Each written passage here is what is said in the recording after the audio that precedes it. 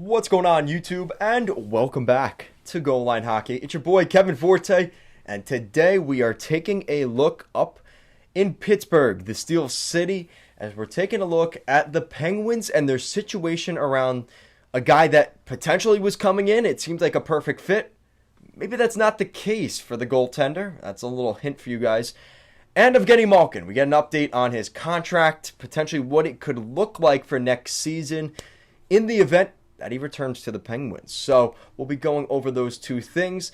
It's been a pretty quiet couple of weeks here for Pittsburgh. Nothing on Mike Sullivan. It sounds like they're sticking with Sullivan, which I think is fair. He's earned that right. So they're going to stick with that.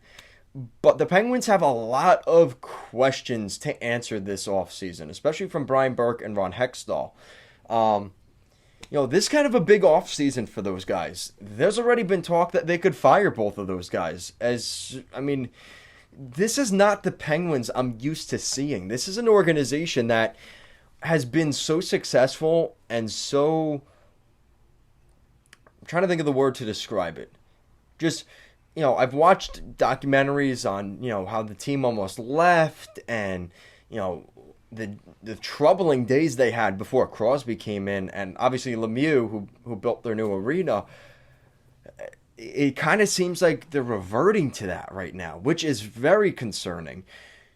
And the fact that you're only a year or two into this tenure with Burke and Hextall, and you're already thinking that they might get canned.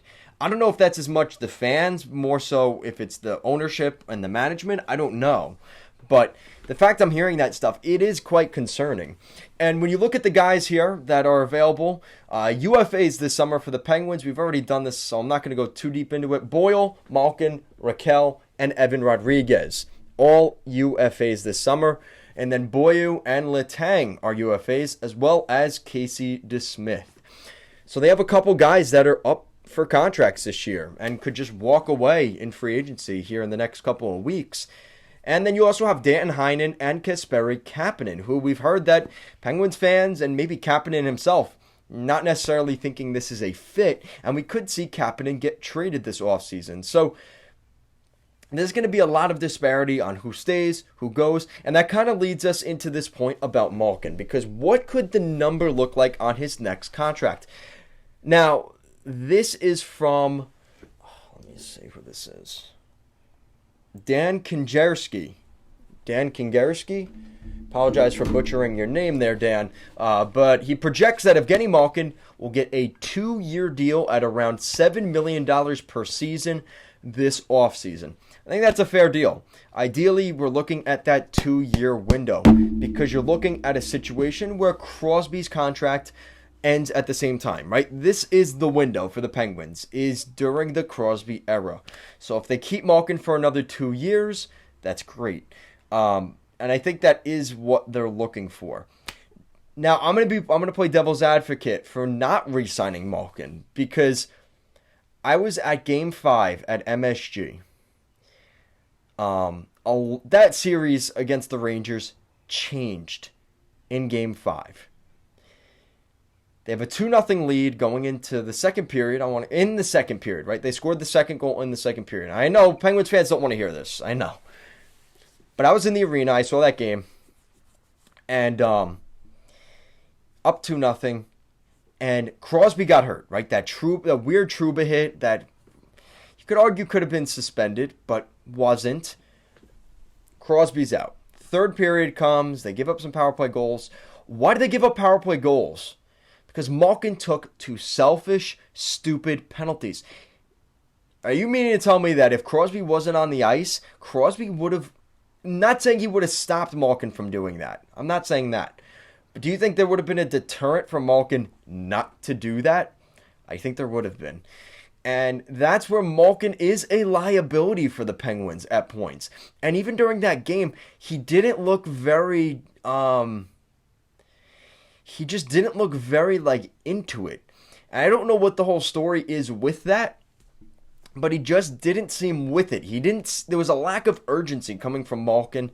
And I know that's kind of in his game in general. He's not the hardest skating guy and this and that, but, you have to be careful when you do re-sign him. I get why. He's a locker room guy. He's played with Crosby for God knows how long.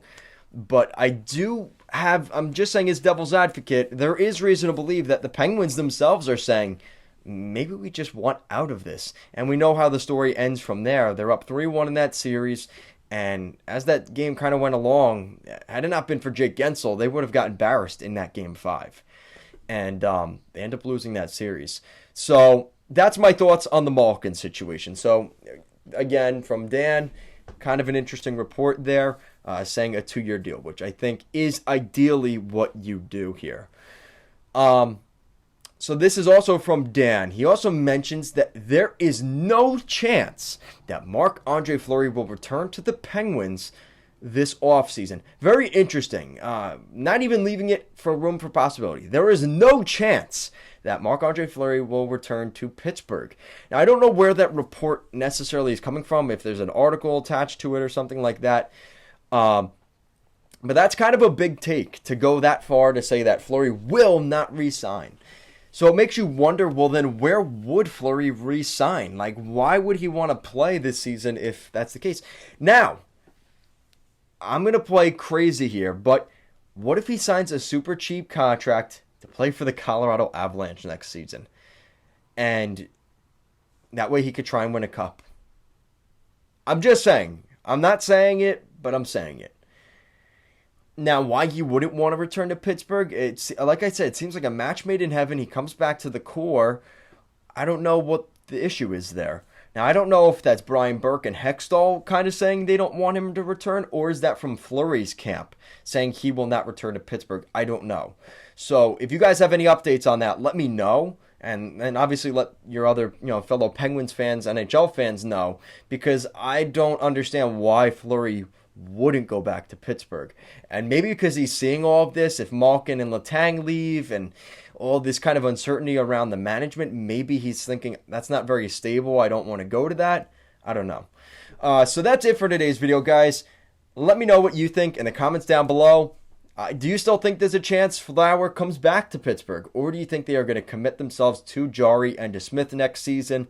Let me know down below. Guys, thank you so much for watching, and I'll see you again next time.